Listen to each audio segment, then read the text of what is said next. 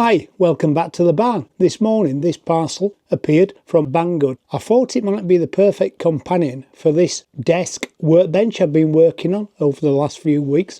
So let's open the box and take a look.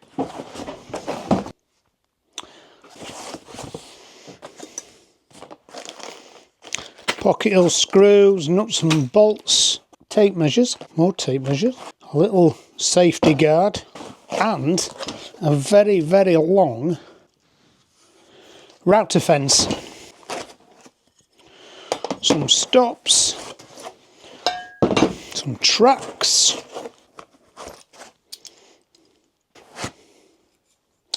hose port. This thing is huge. And the reason I wanted to have a go with this, I thought it was perfect length for the width of this bench. It's actually longer than the bench is wide. And because I put this router lift in here a few weeks ago, I thought the length of this fence might be perfect. Now at some point I intend to rip the edges off this bench and to put some T-groove nosings on, like I have done with my other two workbenches, the fold down MFT and the static workbenches. So in order to do that, I needed to establish how big this thing is. For once with Enjoywood, we get a lot of instructions. And the whole thing is almost 35-inch long, 885 millimeters. So this fits on the end of the fence, this fits on the bench, and that's what gives the fence its backwards and forwards motion. Let's put it together and then I can work out from the dimensions what I need to do to the edge of my bench. All the Allen keys that you need are all included in the pack. That's the two ends on. Now I'm wondering here if I'm going to be lucky with the width. So that goes in there. Right, so I'm not going to be lucky with the thickness of the workbench. So that's how it's fit on. These nylon fittings just provide the friction. I just need to put the washers in there as packing, and that adjusts the height so it actually works for my 25mm top. I think my top is just a fraction over 25mm.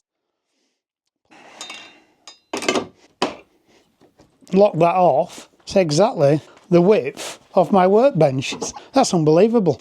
These slide under the top. There's some mounting holes. So if you're going to use these mounting and make your own router table, just be aware that you're going to have to make one about 3 foot wide. I'll give you the dimensions in a minute.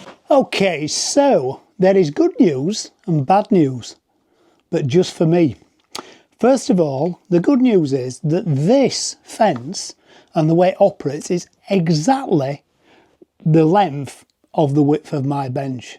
That's unbelievable. I'm absolutely amazed that that's the case. These screw on to the underside with the pocket screws, and then once they're screwed on, I've got that lateral movement of my fence backwards and forwards. These are 450 long. However, there is a slight issue, but this issue only applies to my bench, and that is with this fence in this configuration, you need your router plate to be right in the centre of your bench.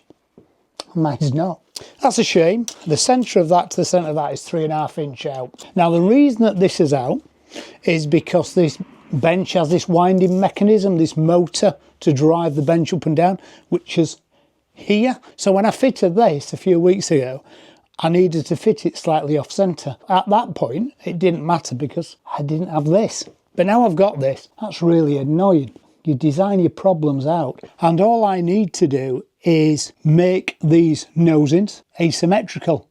So a large one and a small one, and I can centralise this up. It doesn't matter because I've got lots of overhang either side of this bench, so it doesn't matter if I rip off 1 inch off this side and rip off 3 inch on that side to centralise this over there. So that's what I'll do, and because I've got an asymmetric nosing, I'll have to come up with some other clever design to make use of that. Okay, so let's forget that I've got this issue, because if you're buying this to build a router table, you won't have that same issue. And let's see how this fence works in operation. Now, first of all, the face of these are really lovely. I've got some knurled knobs on the back that lets this close up or open to allow for a cutter 100mm 4-inch. This comes with a acrylic which has got this protective layer on, which will slide in. The dust pot on the back at its standard opening appears quite big.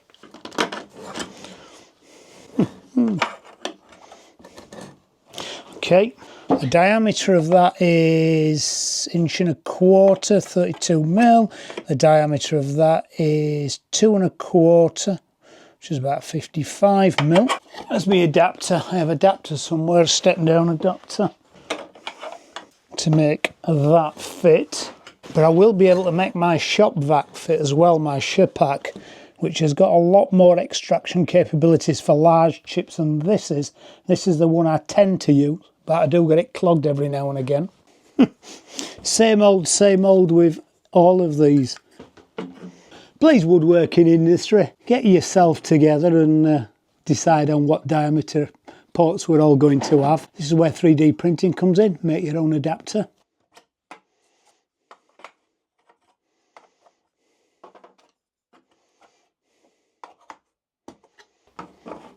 Oh my word, still not ideal, but we got there eventually.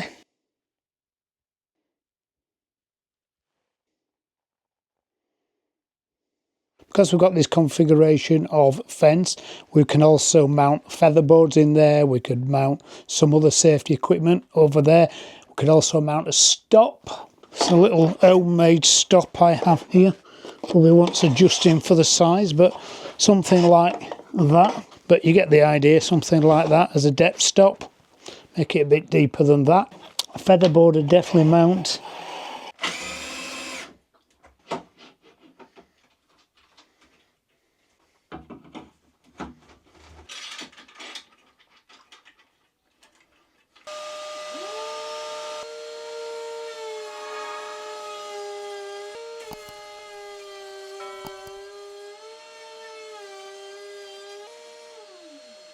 Okay, so I couldn't finish this video without having a little go at routering.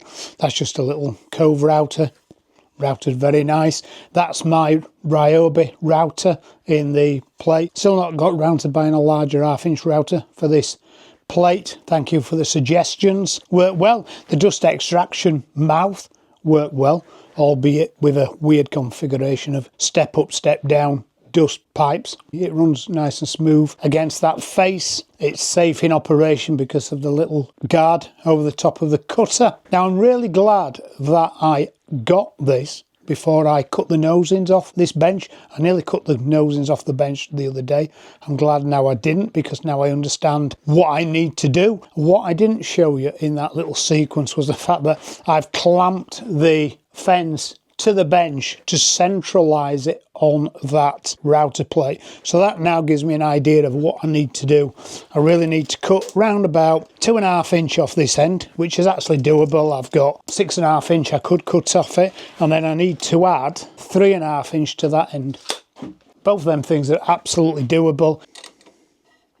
The whole thing is really well made. It's really sturdy. I think the only thing that lets it down is this dust pot. It'd have been nice if this had have had a bigger dust pot in that had fit my shop vac, rather than trying to make things fit. But that seems to be par for the course for dust extraction around the workshop in general. So thank you for Banggood for sending me this. The links, as usual, will be in the description of this video, and I'll catch you on the next one. Bye.